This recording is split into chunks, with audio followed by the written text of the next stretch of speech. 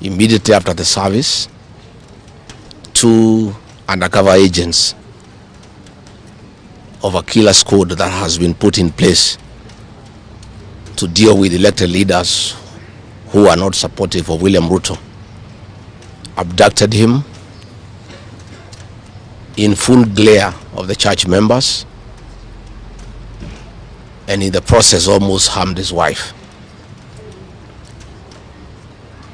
It is not known where he was taken to, but after a serious search early this morning, he was found in a coffee plantation in Kebichoi, that is in the Githongori constituency, badly beaten and in very serious condition. He was taken to a hospital for first aid and later brought here where he was admitted.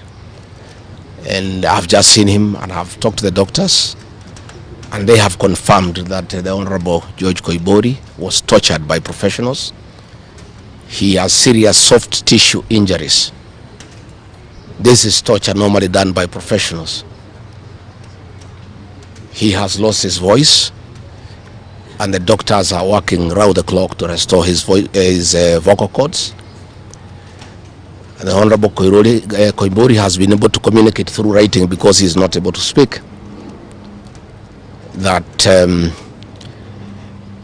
some chemical was administered through inhalation, and the doctors have told us that preliminary investigations confirm that that chemical has interfered with his vocal cords. The doctors have assured us they are doing everything within their power to make sure that he is out of danger. They have taken blood and urine samples to private laboratories, different ones, so that they can establish what could have happened in matters poisoning. You remember last weekend I said that a special squad had been set aside, and now we have confirmation that President William Ruto, CS for Interior Kipchumba Murkomen, and the Deputy Inspector General, Mr. Eliud Langat, all from the Kalenjin community, have put up a squad to deal with leaders who are opposed to this regime.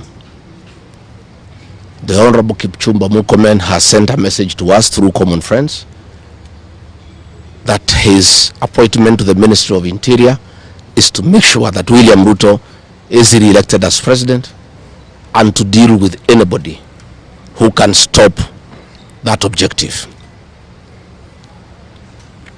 Officers from the National Police Service has confirmed to us that a special squad of 20 police officers from the Nandi sub-ethnic community are the ones behind the abduction of George Koimburi, and they are the ones that were deployed in Kakamega to target the Honorable John Methu and Karungo Athangwa. Specifically, there were about 300 police officers who were deployed in Kakamega, but 20 police officers from the Nandi sub-ethnic community under the direct command of the Deputy Inspector General, Eliud Langat, and reporting to Kipchumba Murkomen and William Ruto, had been assigned to harm the Senator for Nyandarua and the Senator for Kiambu because of their vocal stand against this regime.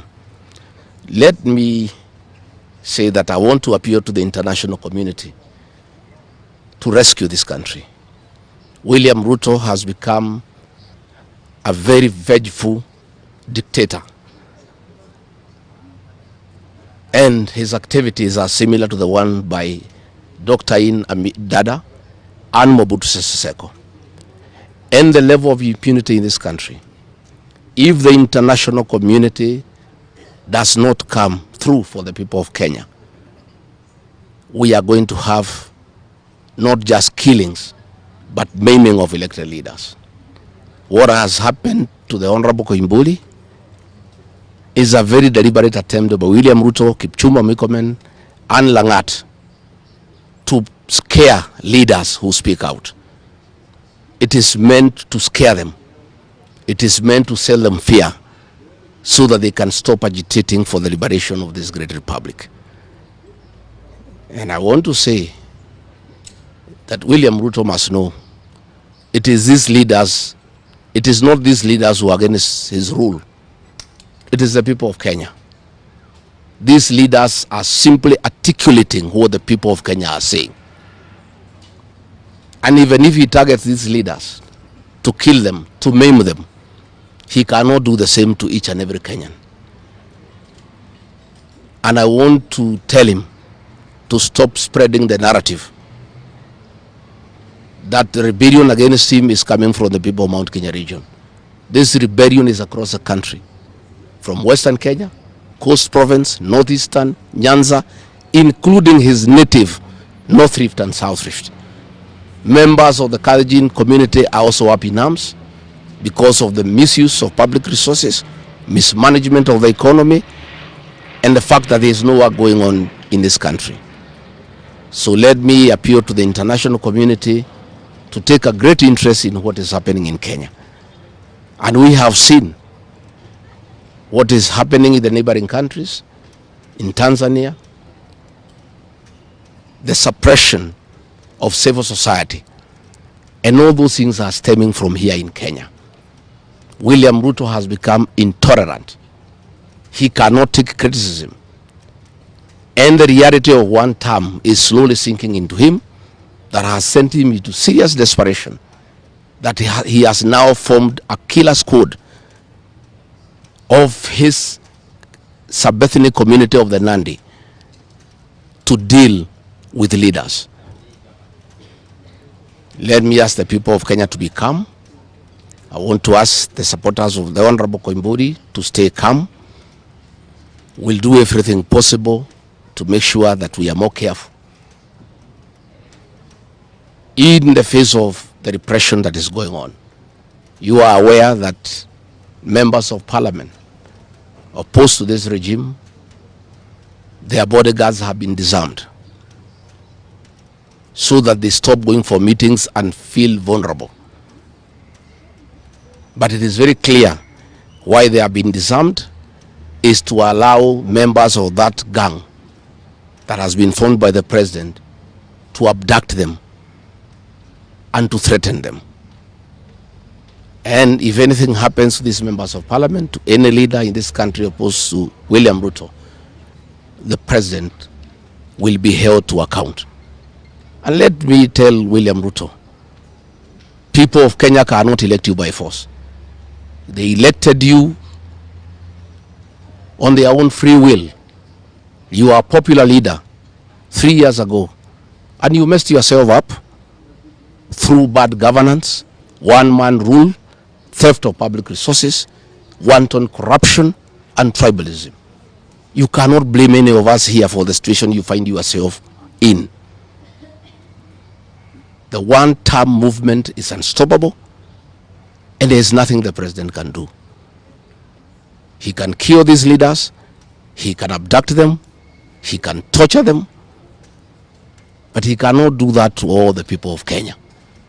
So I want to urge members of parliament and senators and others not to give up. Nobody can die from morning to evening. You can only die once. And the tree of liberation will be watered by blood. The Honorable George Koimburi is a hero of the Kenyan people. What he has undergone, the torture, the pain he is in, the anguish to his family members is not in vain.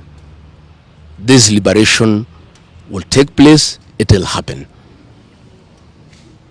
And let me conclude by asking the Kenyan people not to be intimidated. Kenya is a constitutional democracy. They are entitled to cast their vote the way they want. And William Ruto cannot force the people of Kenya to elect him. And there is nothing he can do about it. Thank you very much.